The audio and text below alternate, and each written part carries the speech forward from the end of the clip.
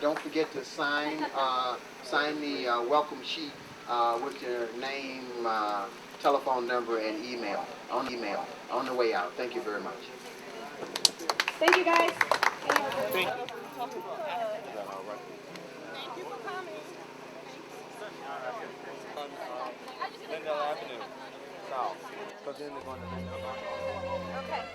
It's hard to stop rebels that time travel.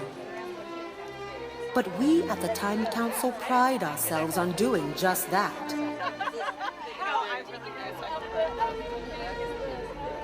Welcome to the Living Museum, where legendary rebels from throughout history have been frozen in suspended animation.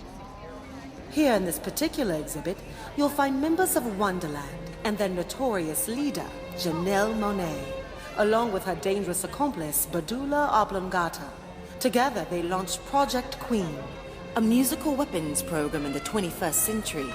Researchers are still deciphering the nature of this program and hunting the various freedom movements that Wonderland disguised as songs, emotion pictures, and works of art.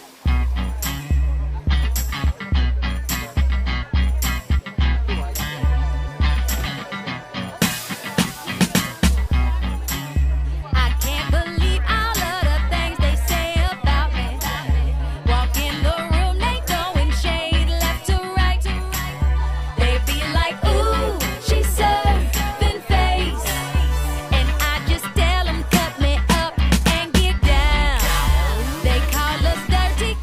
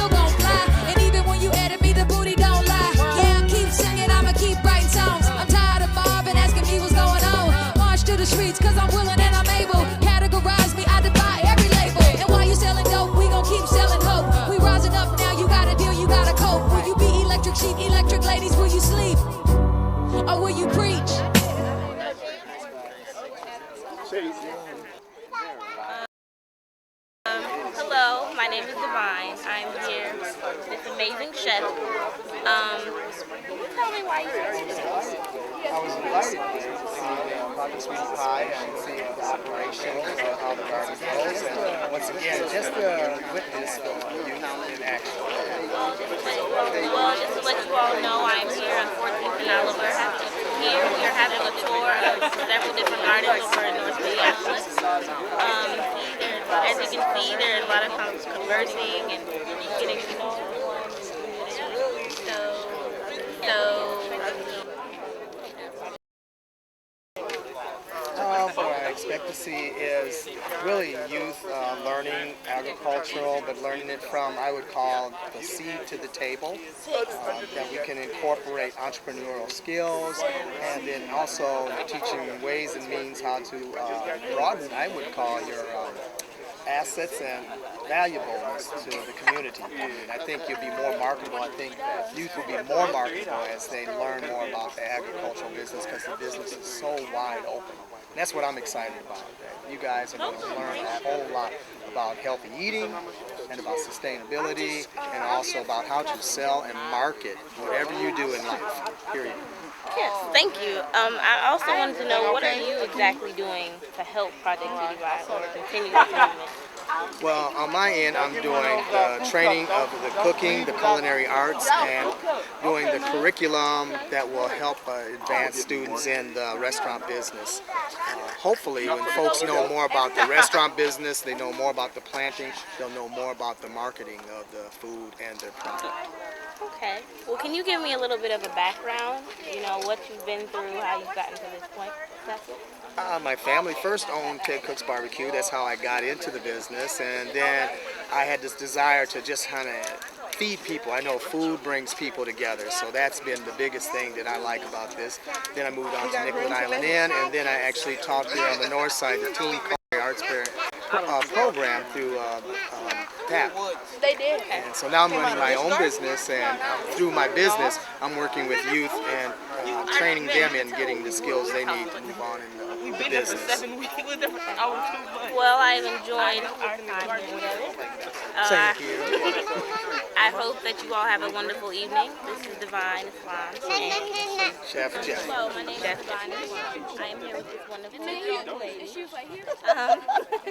We are here on 14th and Oliver, supporting Project Beauty Rise, where several different gardens are being toured throughout North Minneapolis, and I have Miss Zulu with me. So what brings you here? Oh, well, I wanted to come and see what the garden looked like, and I wanted to make sure that they didn't have a rabbit inspector, because you know there's a story about Brer Rabbit as garden inspector. Yeah, because he saw a garden just like this a long time ago, but it had a good fence around it, so he couldn't get in regularly. But he saw that every day this little girl would be on the gate post, and it was her job to show away the birds. And so he saw which way Daddy went. He came up that way. He said, "Hey, little girl, you know your daddy sent me here so that I could inspect his garden." And he had a little cap that said garden inspector. And so she said, "You sure?" He said, "Mm-hmm." And she let him in, and he inspected the cabbages. Well, you know how he inspected the cabbages? You see those leaves there? Well, the big leaves that were coming off, he would take one from each plant and chew on it and eat it up. That's how he was inspecting. And then when he was so full he could hardly move, he went on back to the gate and told her he'd take care of talking to her daddy, you know. And she didn't have to worry about that. And he was ready to go. So he did this several days, and then Daddy saw that his garden was looking like somebody been picking over it, you know. And so he said, "Baby girl, anybody been in my garden?" She said, "Well, no, only the person you sent." He said, "Who did I send?" She said, "The garden inspector." He said, "Garden inspector? What did the garden inspector look like?" She said, "Well, he had a black shiny nose, he had whiskers, he had long ears, and a sharp fuzzy tail." He said, "Oh, that's no inspector, that's Brer Rabbit." He said, "Well, he's greedy, he'll be back." And when he comes back, you let him in. But don't let him out when he gets ready to go. So sure enough, the next morning he was there. And she let him in. But when he got ready to go, she said, I can't let you go. He said, what? She said, my daddy said I could let you in, but I should not let you out. And so I can't let you out. Oh, Bro Rabbit knew he was in trouble now. So he was caught inside. He was looking, trying to find himself a way out. He couldn't find a way out. And of course, Papa came along, saw him looking around the edges, and grabbed him right by the back of his neck. Stood him up just like this in front of his face. And Bro Rabbit looked at him like, what you gonna do to me? And Papa said, I'm gonna give you a licking. That's what I'm gonna do. And so he tied him up by his hind legs into a tree and went off to get him a big licking stick. Now you don't know nothing about a licking stick, but those of us my age know about a licking stick, okay? So anyway, Papa went off to get this licking stick. While Papa was gone, Bro Bear, he comes walking back. And he sees Bro Rabbit hanging upside down. He said, what you doing hanging upside down in the tree? And Bro Rabbit said, oh, that's because I've been having some back trouble. And when I hang upside down, it eases my back. So that's why I'm hanging upside down like this here. I'm fixing my back. Bro Rabbit said, you know what? I've been having an awful problem with my back too. Do you think if I hang upside down, it'll help my back? Bro Rabbit said, it sure will, because it always helps mine. I'll switch places with you. And that's exactly what they did. So when Papa comes back, of course Bro Rabbit is off someplace looking at what's going on. And Bro Bear's hanging upside down. Papa saw that. He said, what you doing here? Where's Bro Rabbit? And he said, well, I'm helping my back. He said, because that's what Bro Rabbit told me. He said, okay, well, Bro Rabbit was hanging upside down because I hung him upside down, and I went to get my licking stick because I was going to give him a whipping for getting in my garden. So now, since you hanging upside down in his place, you get his whipping. And went whack, whack, whack, whack, whack. And that's the story about Bro Rabbit as the garden inspector. Okay? Wow, where did you learn that story? Oh, there are lots of Bro Rabbit stories. So I do a lot of reading. You know, I go to look for collections in the libraries. So all you got to do is go into the libraries and you'll find that story. I think it's in John Steptoe. It's a John Steptoe collection, I think. Well, I mean, why were you interested in Project Sweetie Pie? Oh, well, I'm very happy about what they're doing, first of all. About being able to hire young folks to work in the gardens, to see young people, you know, working in the gardens. Because, you know, a lot of times young people, you know, think, I don't want to be bothered, you know, with that's manual labor, that's hard work, you know. So some kids don't want to do it, but when they see other kids doing it or other young people doing it and see what they can do with it, which is what I think Michael and them are trying to do, then it changes a generation, you know, to be more self-reliant. Yeah. Well, I have enjoyed my time with Mrs. Zulu. And I've enjoyed her story. I hope that you all have a wonderful evening. Thank you. Thank you.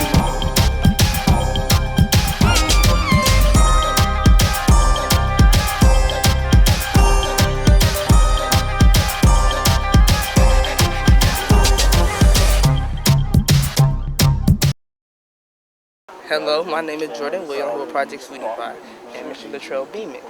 How did you get involved with Project Sweetie Pie? I was actually just talking about this just a few minutes ago. It just so happened that Michael had come into North Commons Park, one of my parks, about a few months ago. I would say about 5 or 6 months ago. And we exchanged information. He told me the story about how he was creating this development movement for youth and healthy eating in the community. So we exchanged information, and ever since then we kept in contact about his plans and what he envisioned for the North Minneapolis area in particular, but communities as a whole. So I told him any way that I could be of service, I would be glad to participate in Project Sweetie Pie's growth and development. And luckily he needed a youth team to bring to the gardens that did all of this work. And the nonprofit that I own as CEO is called CPC, Committee of Positive Change. We work on youth development aspects with a large variety and range of different youth from different cultures, different ethnic backgrounds. So I brought those youth together and suggested that they could be a part of Project Sweetie Pie's growth and development in the community and bringing health and wellness and a culture of healthy eating to our community because it's well overdue and well needed. I have a question. So would you be interested in doing this again next year? Of course, I would be glad to. I would definitely work twice as harder on finding more youth from different backgrounds to come in and participate on the development that took place this summer. Do you think there's educational futures for your youth in this too? Exactly. That is the main reason that CPC connected with Project Sweetie Pie in the first place. Because we work on growth and development, I felt that this would be a great aspect as far as development, as far as cultural development, as far as mental and physical development in the community that we are lacking as far as mentors and people to come out and have a one-to-one basis with our youth. Hi, I'm Mason Justin. I'm with Project Sweetie Pie. This is JP Mason. And what is your involvement with Project Sweetie Pie? Yeah, so I was like, is the microphone talking back to me? My name is JP Mason. I'm from Youth Farmer Market Project, and so working mainly up in Hawthorne neighborhood, but with younger kids, with the YMCA Beacons and some of the schools, youth and gardening, and so met Michael through some of that, and I'm just out here today checking out what's going on. How do you like the garden? Yeah, it's beautiful. It looks like it's doing great. I mean, I wish my cabbage looked this good. I mean, so it's a really beautiful garden. Do you plan on helping Project Sweetie Pie in the future? Yeah, definitely. I'd love to be involved and figure out what we can do. It's a huge movement. It's incredibly important. So, Thank you for your time. thank you. Jason. Jason. Yeah. That's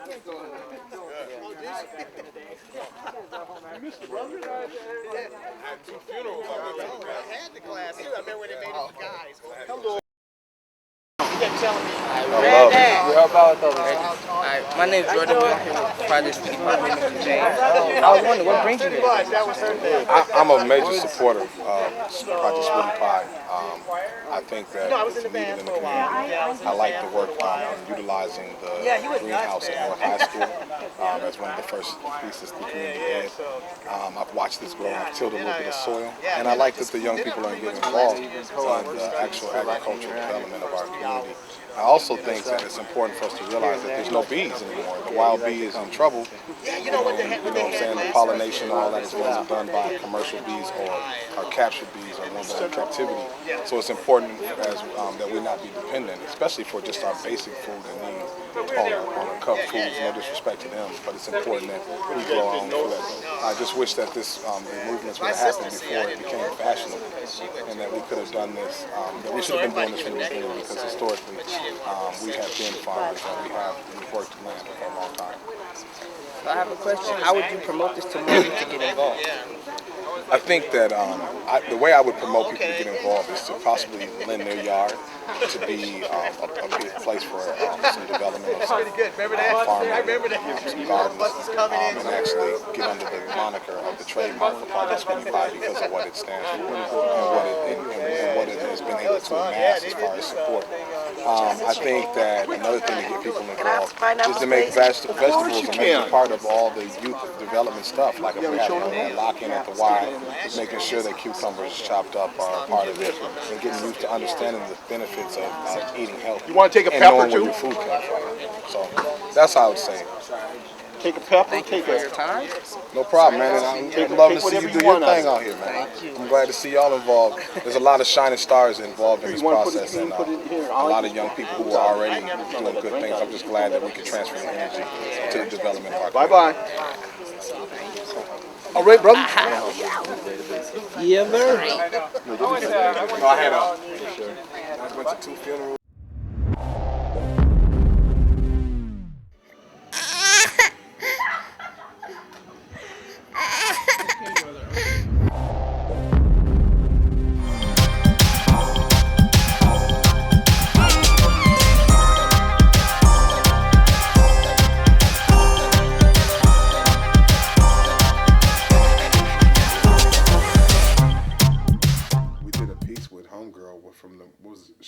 movie Set It Off.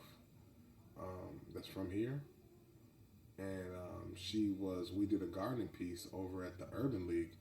We shot a piece with them, and we were talking about doing 15-minute, doing like 10 by 10 gardens and stuff, and doing them. It's actually in one of our brochures, our Sub-Zero Collective brochures. It lays out our plan for transportation, gardening, and all that. And that was 2001, 2. You know, you can put so much stuff out. What I've realized is that you can put so much information out that people don't realize that those projects came from you, or that you had a hand in them. And then when you go to claim on people, be like, oh, that don't got nothing to do with you. You know, but you know, when you work with people in Minnesota, there's only like 50 black people. You know what I mean? So you got to work with them. And then there's like 300 cool white people, and then it's their friends. You know what I'm saying? So you got to work in a circle. We actually need to expand our circle of white friends. It's time for us to become one Minnesota. Allophilia. You know, at first I thought that was a skin disease when I first heard it, but I had to look it up, and allophilia means like an agape love or a complete love. You know you're a Minnesotan if you go back to your hometown and you be looking like, man, I'm so glad I'm up there. I mean, I hate the weather, but I sure like being where some people understand. If you know, we're the most independent intellectuals in the country, and we're making things complicated by not paying attention to the discussions we can have. Other people can't have race discussions. We could say the word post-traumatic slave disorder and people not get bent out of whack. Everybody in Minnesota, everybody's had an education. Everybody's had an education to the point where everybody can read. There's no one in the state of Minnesota that cannot read. Now, they might have to move their lips to read a stop sign, but they can definitely read. The reason I say this is because there's 2 ways to kill a goldfish, as Robert Woods taught me. Don't feed him or feed him too much. Minnesota believes in feeding you too much.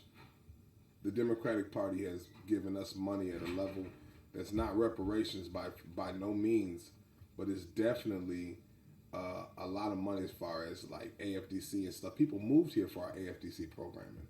20 years ago in Minnesota, you could become a millionaire at numerous things. And so where we're at now is it's time to turn the corner and take the lead on the civil rights deal as far as for the country. We're the only one with a Council of Black Minnesotans. There's a February 26th at the Capitol from 10 to 3. They're going to be doing African American Day at the Capitol. And I think what's important for people to realize is there's 13 bills coming out of that department. Excuse me. And for those who don't know what the Council of Black Minnesotans is, it's an actual council dedicated to the well-being of the African diaspora and the African American experience. And the reason why that's important is because we are in a position we've always been in a position to lead civil rights and lead all those things that we've done in the past, but this is the only council of its kind in the nation. It doesn't exist anywhere else. It's been there 34 years, and there's a lot of people working against it. But it's not to our interest to work against it right now because we don't even have African Americans on the actual school board. I mean, excuse me, not on the school board, but out on the city council, because we have people on the school board. But the important thing is that we realize now that we have to find a common unity and decide that since we have all the water, man, listen, we got all the water. This is important to understand. The Mississippi River starts here in Itasca State Park, okay? If we got all the water and everybody makes their money running things down the Mississippi, Mark Twain did all types of stuff about this is our Mississippi. It comes from the Minnesota River. If we don't like trade and things that's going on, we could cut the river off. Hell, we could make the whole river turn green every time we thought that people were being greedy and make them all send up goods and services. Even if all the lights cut out, even if all the power cut off, we would still be able to move our goods and services from Minnesota all the way out to the Gulf of Mexico and anywhere in the world, or out Lake Superior in the Great Lakes to another place, or along the boundary waters along the tops of Canada and the boundaries. We don't have a problem with water. We have all the fresh water. We have water under Minneapolis, North Minneapolis. It was built on a drained lake, okay? And then we got all the food. Hormel, Nabisco. I mean, you could go on and on. General Mills, Sara Lee. We got all the food places. We got 20 Fortune 500s. And then, you know what I'm saying, and then Fortune 100s. And then we have numerous private organizations like Ceridian that never traded publicly, that was controlled data, that had a whole building that was actually a big computer. We have all the money, all the food, and all the water. We can negotiate a whole other deal as a state if we pull ourselves together and understand that if we say yes to civil rights laws that are going through on these 13 bills, when we say yes to having more student to teacher help in racial in each class to make sure that the teachers have extra helpers to keep managing the larger classes, to bringing it to the national average. We say yes to urban agriculture and urban farming, bringing farming back to the inner city. Detroit is doing that, but they done knocked down all types of the city, knocked down the houses and made farmland. We're knocking down housing when we have a housing shortage. You have to understand the power in doing that. But if we bring it down to, urban agriculture and aquaculture, doing, aquatics and, you know what I'm saying, and you know what I'm saying, things like that, we have an opportunity to put a bill together that can bring down $100,000, $200,000 to be on the cutting edge of making sure that we're feeding our community, whether they be black, white, Asian, everybody that lives in North Minneapolis. North Minneapolis is 60% youth under the age of 25. And the fact that that's the case, and there's no bees anymore, because we've whatever reason that the bees have gone. Some people say it's because of the cell phone towers. I don't know. I think it has a lot to do with artificial sugars and things like that, because they were always in the pop cans before they came up missing. So the bees are gone, so we have to grow our own food. And so I implore you to think about things at a larger scale. If you're in Minnesotan, you're intellectual. You get it. Even our dumb people are smarter than other people's dumb people. You get it. You get what I'm saying, whether you care about it or not. You see me with an African hat on, and then you see me with a Wellstone shirt on. You know what I'm saying? This whole cadre doesn't even necessarily go together. We have albino white rappers named Brother Ali, who brought the white community closer to the understanding of what Al-Islam is. We have a black Muslim congressman who's from Detroit, but from the north side, but also is a world figure because he's a black Muslim congressman, a high elected one. We have so many anomalies that come from this area, and so many great people and so many great things. Floyd B. Olson, born in North Minneapolis, went to North High School, went to the U of M, got kicked out because he wouldn't participate in ROTC drills. Him and Nellie Stone Johnson, a black woman, brought the FL to the DFL. Ebony and Ivory, long before Paul McCartney and Stevie Wonder. Okay, I think that's who it was. But the point is, a black woman and a white man brought the FL to the D. It's important for you to know history, because then you would know that the D no longer really deals with the FL. There's no more. No, there's a union, a farm union, labor. I'm not talking about union stuff. Unions for, we talked about that in the past. I talked about what unions were for. Unions were predominantly for white men. Now they've opened up to, but the point is, the farms have been corporately owned now, and the labor's been outsourced. So because that's the case, we're in a position where we have to start thinking about things different. Do we want to go out for farms, or do we want to learn to farm inward? So as Minnesotans, as we look at this mining piece that they're talking about, even if you're talking about planting a garden here, mercury and all that stuff that's in the soil is because of mistakes that people made before you got here. And now any decisions as Generation X and Millennium youth, you have to think about who is going to have to clean this crap up when I'm gone. Baby boomers returned to 60 at a rate of 8,000 per day in 2006 alone. Now so many of them are 60 that we need to generationally have an intergenerational dialogue about the fallout of their current short-term decisions. Don't open a mind that's going to kill all our kids 25 years later because you're going to die in 5 years. There's some real conversations. The hoopers need to hoop. The hustlers need to hustle. The politicians need to politic. But we need to work together to make sure that we're in control of all those things that are happening. And that's created through allophilia.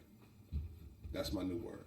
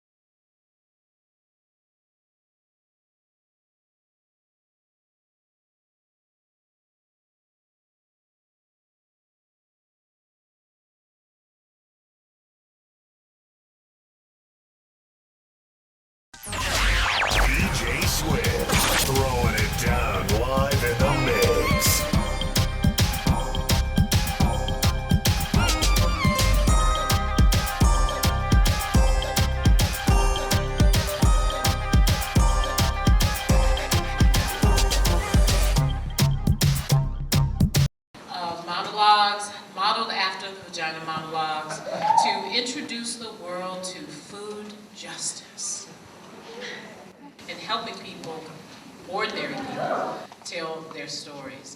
And so I'm really proud to bring this process to Minneapolis. Hope to share it with many of you. If you have a story bubbling inside of you and you want to stand on stage and tell it, I'm your girl. So without much further ado, here are your storytellers. No more pinch of salt from me. No more, no more. No more pinch of salt from me. Many thousand gone. Many thousand gone. No more peck of corn from me. No more, no more. No more peck of corn from me. Many thousand gone. Many thousand gone.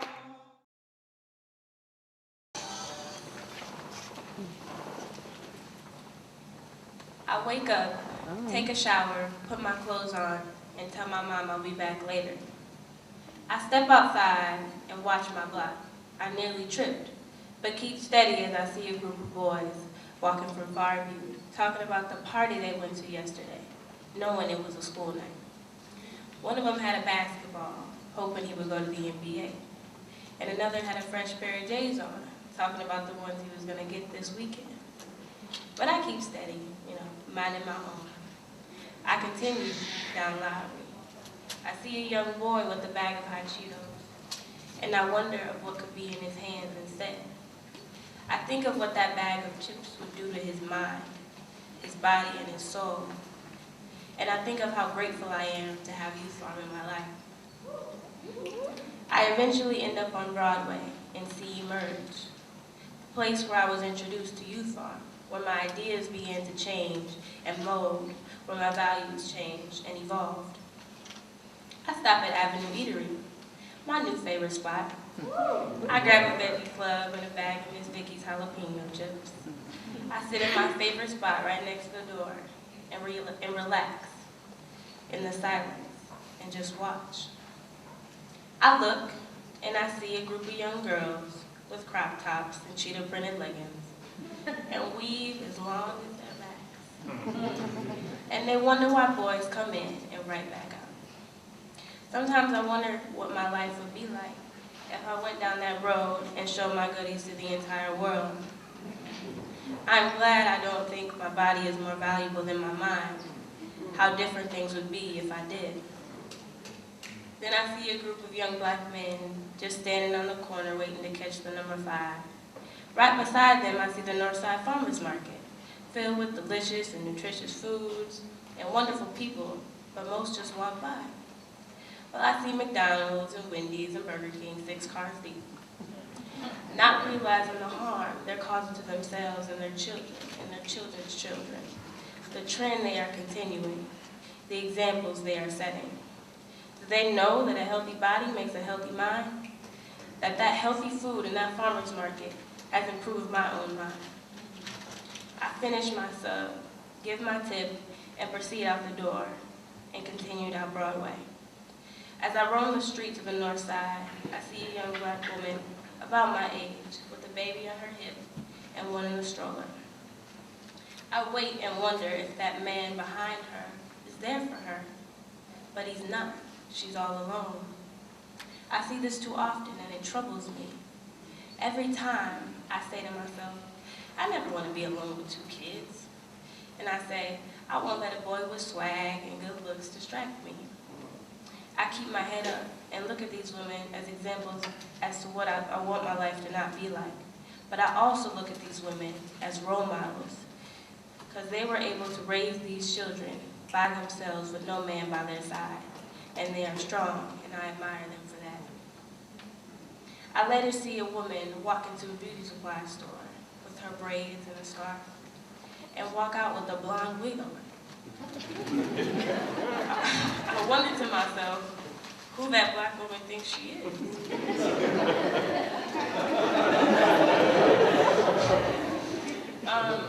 I'm glad I understand myself in the mirror and I see coarse hair, not blonde Goldilocks. And I love it just the way that it is. I see black women trying to be everything but who they truly are. And this has affected my evolution as a young black woman. Eventually, I make my way to the Minneapolis school building, filled with its hardworking employees, sitting in their fancy, cozy offices, while Minnesota has the largest achievement gap between white and black students. So yeah, keep up the good work.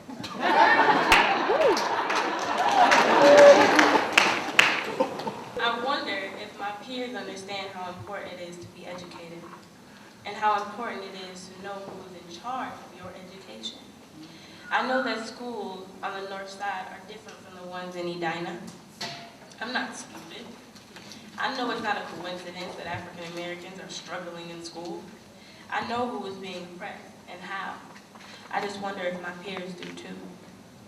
I also see the police pull a car over full of black men, while a white male just sped through a red light.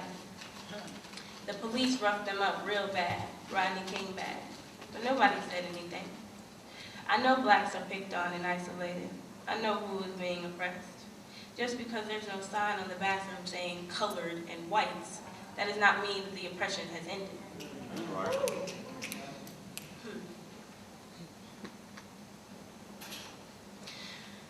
I know my people haven't realized this yet. I finally make my way to the garden, where I see all kinds of lavish foods. I see cucumbers, I see collards, I see kale, I see mustard greens, carrots, potatoes, watermelons, strawberries, and peppers. But they're abandoned, and the veggies are dying. No one is here to nurture and care for this food. Why? Why am I the only one watering these plants? Why am I the only one picking these weeds? Why am I the only one harvesting this food? Why am I in this garden alone? I see all of these people around me, so there are plenty of people. This is our lifeline, our way to survive. It doesn't make sense for me to be here by myself. Is it possible for my community to see the value of a garden? Is it possible for young ladies to respect themselves and be comfortable being themselves? Is it possible for us to change our priorities? Is it possible for us to remove the blinders from our eyes? Is it possible for us to take risks? Is it possible for us to impact the lives of our community? Is it possible for obesity to end? Is it possible for McDonald's, Wendy's, Burger King, and Taco Bell to all go away? Is it possible for us to come together and change our community for the better? Is it possible for our community to be self-governed? Is it possible for us to not have to rely on others? Is it possible for black people and minorities to come together? Is it possible for black men to raise their children? Is it possible for African Americans to value their education? Is it possible for us to all be open-minded to change? Is it possible? Yes, it is possible. But it is up to me and her and him and you to all realize these possibilities and wait to see who will act upon them.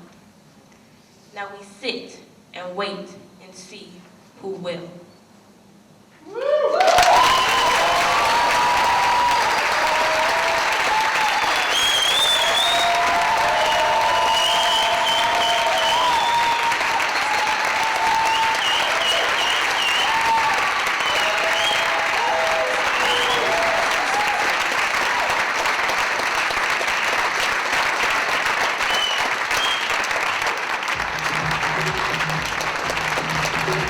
Thank you.